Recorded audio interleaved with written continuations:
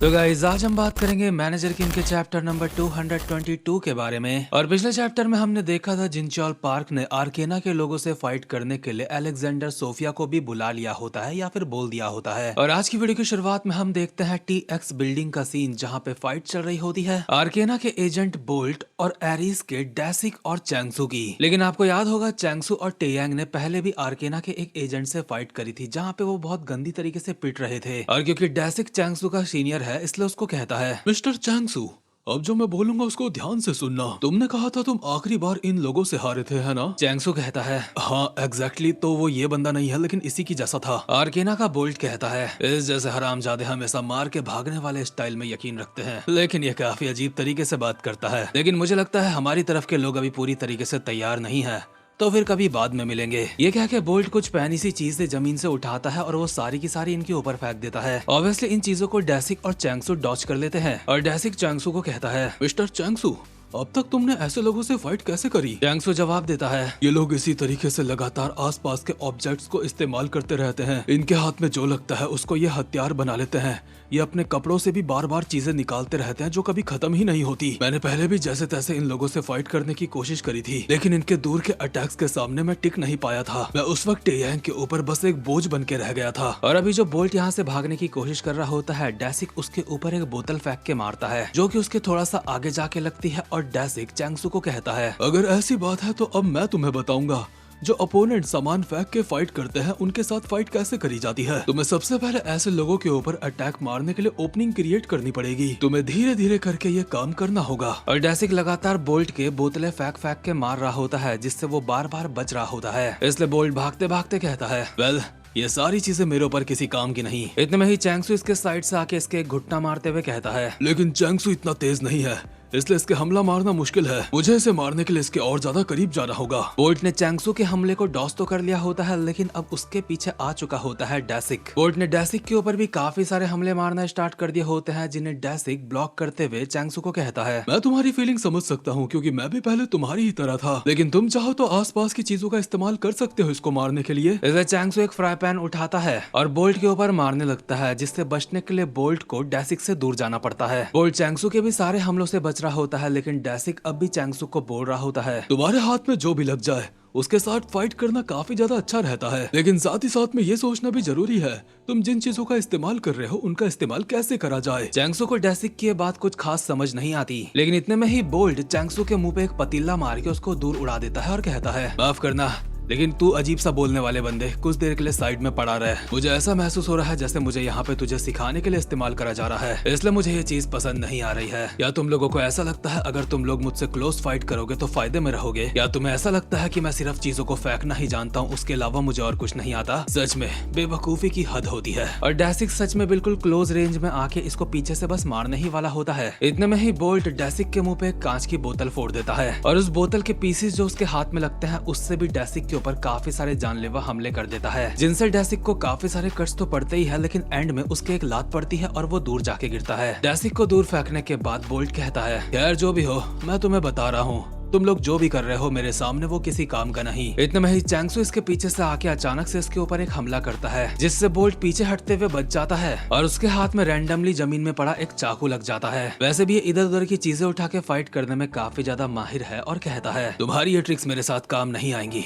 मुझे लगता है मुझे तुम दोनों को निपटाना ही होगा इससे पहले कि मैं यहाँ से जाऊं। लेकिन जैसे ये चैंगसू को चाकू से मारने की सोच रहा होता है इतने में ही इसका पैर बहुत ही बुरी तरीके से फिसल जाता है और अब इसे अंदाजा होता है डैसिक जो शुरुआत में बोतलें फेंक के इसके मार रहा था असल में वो नॉर्मल बोतलें नहीं थी बल्कि वो तेल की बोतलें थी और ऑब्वियसली वो तेल जमीन में गिर गया था और उसी तेल की वजह से अब ये फिसला है, यानी कि डैसिक 10 कदम आगे की सोच रहा था। इसके बाद चैंगसू बोल्ट के ऊपर हमला करते हुए आते हुए कहता है, ठीक है मैंने कंफर्म कर लिया है सीनियर डैसिक ने उस ऑब्जेक्ट को कैसे इस्तेमाल करा। सीनियर डैसिक सब कुछ पहले से ही कैलकुलेट करके चल रहे थे, भले एक लात पड़ने में वो उड़ के जा रहे थे। और साथ ही साथ में चैंगसू और डैसिक के शरीर में थोड़ा बहुत आटा भी लग चुका था फाइट करते हुए, जो कि हमें ठीक से दिखाया नहीं गया, लेकिन आटे का ये फायदा हुआ कि अब ये लोग आसानी से गिरेंगे नहीं, क्योंकि सूखा आटा अगर हमारे पैरों के नीचे थोड़ा सा लग जाता है तो उससे एक फ्रिक्शन बनता है जिससे इतनी आसानी से कोई गिरता नहीं। खैर चैंगसू ने बोल्ट के मुंह पे एक बहुत ही बढ़िया करके कोहनी मार दी होती है और अपने मन में कहता है, यूशोंग क्या तुम ये देख रहे हो, किसी दिन तुम भी यूशोंग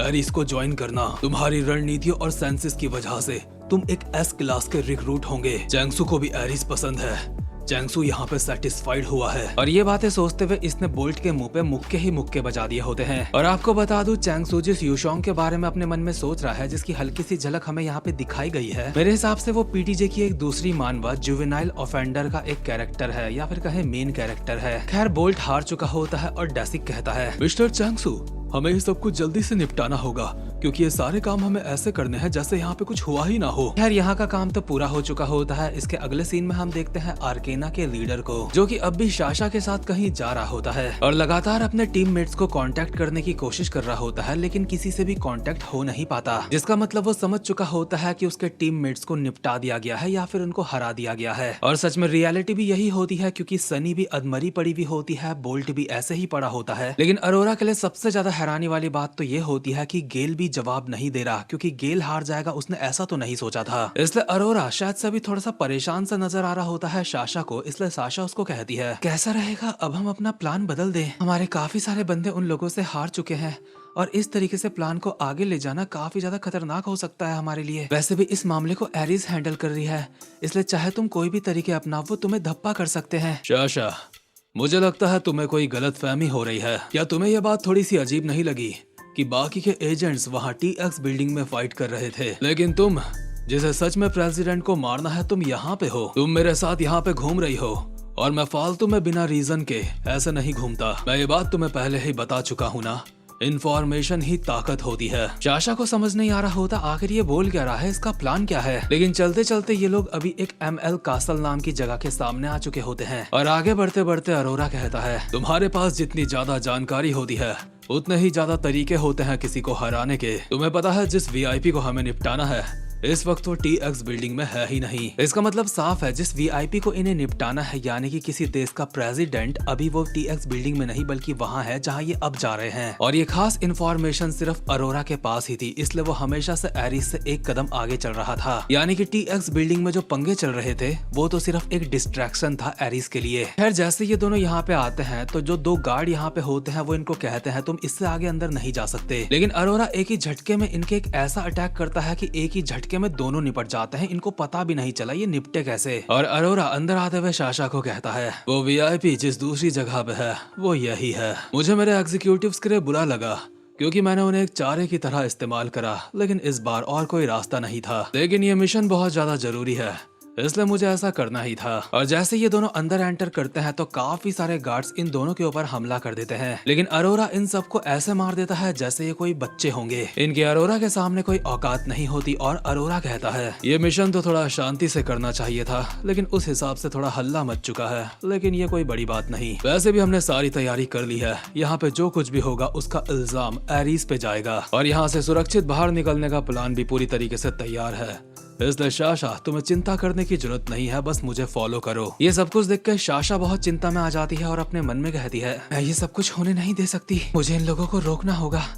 वैसे काफी ज्यादा देर हो चुकी है, लेकिन फिर भी मुझे कुछ करना होगा। लेकिन सच बताऊं, साशा यहाँ पे कुछ कर भी नहीं सकती थी। और एक और बात, जिनचॉल पार्क को गॉड ऑफ वॉर ऐसे ही नहीं कहते, क्योंकि अभी जिनचॉल ने अरोरा को धप्पा कर दिया होता है। वो यही इस बिल्डिंग की ऊपर की सीढ़ियों से नीचे आ रहा होता है और हम एक पुराना सीन देखते हैं जहाँ पे जिनचॉल एल्बर्ट से बात कर रहा था। जिनचॉल एल्बर्ट को कहता है, हम आर्केना की इन्फॉर्मेशन का इस्तेमाल उनके ही खिलाफ करेंगे, झूठी इन्फॉर्मेशन फैला के। यानी कि बहुत ही सीक्रेट तरीके से इन लोगों ने अरोरा के कान पे एक खबर फैलाई थी कि जिस VIP को अरोरा को मारना है वो इस जगह पे है। और जैसा कि जिनचॉल ने सोचा था, अरोरा ने वो इन्फॉर्मेशन पकड़ ली। जिनचॉल अभी अरोरा के सामने खड़ा होता है और कहता है, तुमसे मिलकर अच्छा लगा।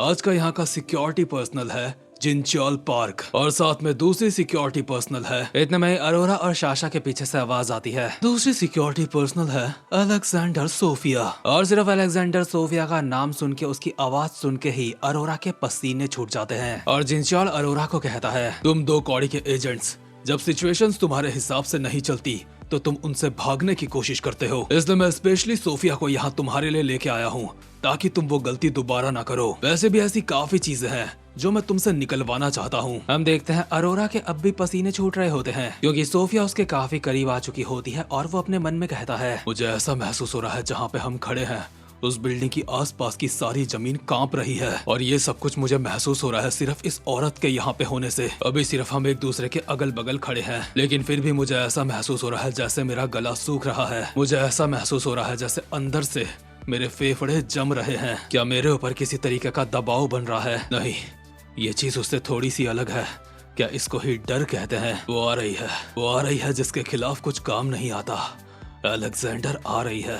इसके बाद सोफिया बोलना स्टार्ट करती है, जैसा कि जिनचॉल पार्क ने मुझसे रिक्वेस्ट करी थी, मैं तुझे बस उतना ही मारूंगी जितने में तू मरे ना, इसलिए खुद को तैयार कर ले बच्चे। और इसी के साथ ये वाला चैप्टर यहीं पे खत्म होता है। और सच में यार मैनेजर की मानवा काफी ज्यादा मस्त चल रही है, खासकर अलेक्जेंडर सोफिया के जब हमें यहाँ पे पंगे देखने को मिलने वाले हैं तो इसको मैं किसी भी एंगल से बेकार नहीं कह सकता। सच में मजा आने वाला है, क्योंकि पूरे पीडीजे यूनिवर्स में पहली बार हमें सोफिया के साइड से यहाँ पे ठीक से पंगे देखने को मिलने वाले हैं। खैर गाइस, उम्मीद करता हूँ कि आपको आज की वीडियो अच्छी लगी हो, इसलिए वीडियो को लाइक और चैनल को सब्सक्राइब मन करे तो कर देना। अब मैं मिलूंगा आपसे अपनी नेक्स्ट वीडियो में, तब तक के लिए गुड बाय।